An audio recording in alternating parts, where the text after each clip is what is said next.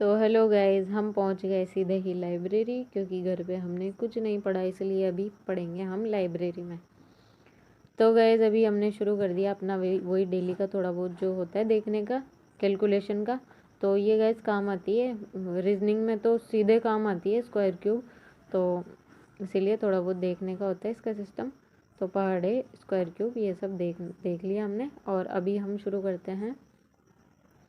अभी हमने उठाई है गाइस, ये मीनिंग्स है जो आती है ना, वो एरर वाली, मतलब एरर वाली क्या, वो मीनिंग्स आती है ना जिनमें, हाँ एरर होती है जिसमें एक दो वर्ड इधर उधर कर देते हैं, इधर उधर मतलब गलत कर देता है, रॉन्ग स्पेलिंग होती है जो।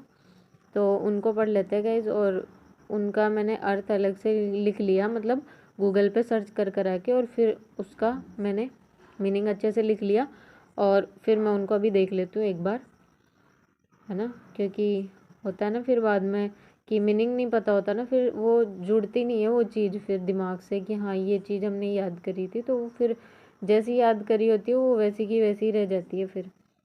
तो इसीलिए गाइज थोड़ा मतलब जो मीनिंग है ना, मतलब मीनिंग याद करके फिर उसका अर्थ निकाल के फिर वो कहाँ पर उसका यूज होता है, वो सब देखने के बाद में मीनिंग का कोई अच्छे से ऐसा रहता है कि हाँ ये मीनिंग हमने याद की थी।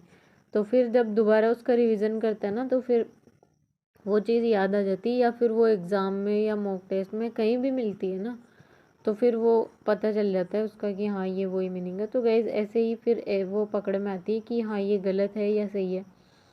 नहीं तो सारी सही लगती है हमें तो मीनिंग, है ना। हिंदी मीडियम वालों को तो सब सही लगता है, इंग्लिश का पूरा पेपर ऐसा लगता है कि पूरा सही है, कुछ गड़बड़ नहीं। एरर भी एरर का क्वेश्चन आता है, पता है, ऐसा लगता है कि हाँ या तो पूरा सेंटेंस सही है, नहीं तो पूरे में ही गड़बड़ है। तो गाइज ये सब जो होता है ना, ये तो ये सब होता है प्रैक्टिस की कमी से। तो हम जितनी प्रैक्टिस करते हैं ना किसी चीज़ की, तो उतना ही अपने को पता चलता है। एरर के क्वेश्चन भी है ना प्रैक्टिस करने से ही बनेंगे।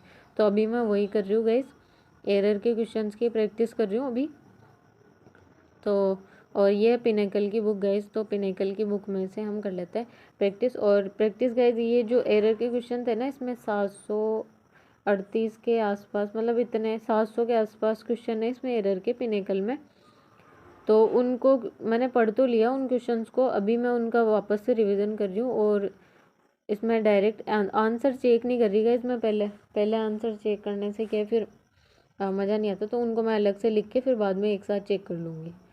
तो अपना वो हो गया। अभी हम शुरू कर देते हैं स्टैटिक जीके में बुक एंड ऑथर। तो बुक एंड ऑथर गाइज, इसमें मैंने अलग से, मतलब बुक में से तो मैं रिवाइज कर रही हूँ, लेकिन कॉपी में लिखती हूँ मैं इसको अच्छे से, और फिर याद करती हूँ, ऐसे याद नहीं होता है गाइज। तो ऐसा रहता है कि आज आज कितने बुक एंड ऑथर याद किए, तो वो लिख के फिर मैं एक साथ उनको फिर रिवाइज कर लेती हूँ बुक में से। तो इसीलिए गाइज रिवाइज कर करा के, और फिर बाद में हम देखते हैं आज का आगे का क्या है सिस्टम। तो गाइज और मैंने आज है ना, शायद मैंने वो रिकॉर्ड नहीं किया, कॉम्प्रिहेंशन में भी मैंने कॉम्प्रिहेंशन पढ़ा था, और कॉम्प्रिहेंशन में से जो मीनिंग है मेरे को मिली थी ना, उनको मैंने अलग से लिख के फिर उनको भी याद कर लिया था। तो अभी गाइज हम पहुंच गए घर, और घर आते ही हमने कुछ किया नहीं गाइज, वैसे तो घर आते ही थोड़ी देर में बैठी, इधर उधर घूमी, फिर उसके बाद में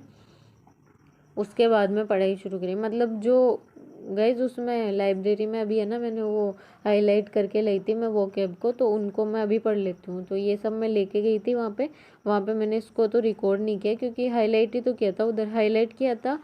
और जो ईडीएम है 20 के आसपास, मतलब 20 तो नहीं, कम ही किए थे ईडीएम करे थे मैंने, और सिनोनियम करे थे, तो वो मैंने मतलब रिकॉर्ड नहीं किया था गाइस। तो अभी मैं उनको एक बार पढ़ लेती हूँ, मतलब रिवाइज हो जाएगा, वहाँ पे मैं पढ़ के आई हूँ ये सब, लेकिन अभी रिवाइज हो जाएगा एक बार और पढ़ लेंगे तो अभी पहले अपना चल रहा है वन वर्ड, और ये सब मैं लिख के याद करती हूँ गाइस, तो लिखने से अच्छे से याद हो जाता है।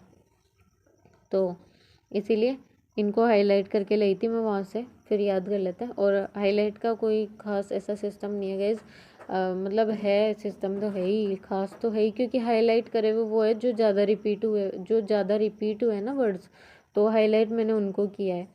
बाकी तो जो बाकी इम्पोर्टेंट तो सारे ही है, पढ़ना सारा कुछ ही है। एसएससी पता नहीं कहाँ से उठा के क्या दे दे, तो ब्लैक बुक में जो वर्ड है ना उनको सबका मैंने उनका ट्रिक बना रखा है और फिर उनको मैं रिवाइज कर रही हूँ। तो हाईलाइट वाले तो वो है जो डार्क ब्लैक है ना वो, तो उनको मैं एक बार उनको देख लेती हूँ ताकि मतलब प्रीवियस ईयर का ऐसा पता चल जाए कि हाँ ये क्वेश्चन रिपीट हो रखे हैं, वर्ड्स रिपीट हो रखे हैं, तो उनका पता चल जाता है। तो उनको पढ़ लेते हैं पहले, फिर पूरा पढ़ेंगे। और रिवीजन में गए अब मज़ा आता है रिवीजन में, क्योंकि अब याद होने लग गई ना वो कैब, पहले याद ही नहीं होती थी। पहले मैं पढ़ती थी 1 पेज पढ़ती, मतलब पहले मैंने सुना था कि हाँ 1 पेज डेली का पढ़ो, तो मैं पढ़ने लग गई थी 1 पेज डेली का, लेकिन याद कुछ नहीं होता था गाइस। होता होगा सबका, किसी को वैसे भी याद हो जाता है डायरेक्ट बिना ट्रिक के भी, ऐसा कोई है नहीं, सबके अपना अपना तरीका होता है याद करने का। तो इसीलिए गाइस मुझे तो नहीं होती बिना लिखे याद, तो मैं तो लिख लिख के याद करती हूँ। ईडीएम को भी लिखती हूँ गाइस मैं, उससे ईडीएम में वैसे लिखने का तो इतना है नहीं, क्योंकि ईडीएम डायरेक्ट भी याद हो जाता है, लेकिन फिर भी कुछ ईडीएम है थोड़े टेढ़े, तो वो याद नहीं होते गाइस, तो इसीलिए उनको मैं थोड़ा अच्छे से लिख के और उनको अच्छे से एक्सप्लेन करके फिर बाद में उनको अच्छे से लिख लेती हूँ और फिर बाद में उसको याद करती हूँ, तो ऐसे अच्छे से याद हो जाता है। और ये सही तरीका लगा मुझे वो कैब याद करने का, लिख लिख के याद करना। तो गाइस अभी अपना चल रहा है ईडीएम, और अभी ईडीएम पढ़ के हम पढ़ेंगे सिनोनियम।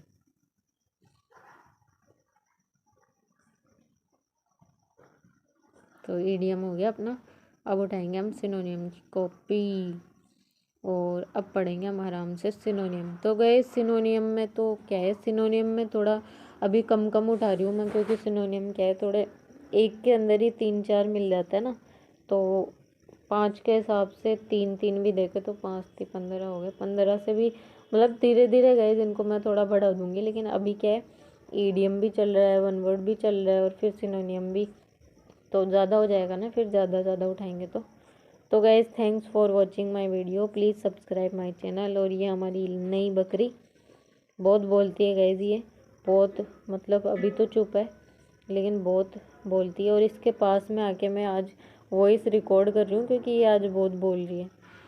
तो इसकी स्वेटर मैं ठीक कर देती हूँ। Thanks for watching.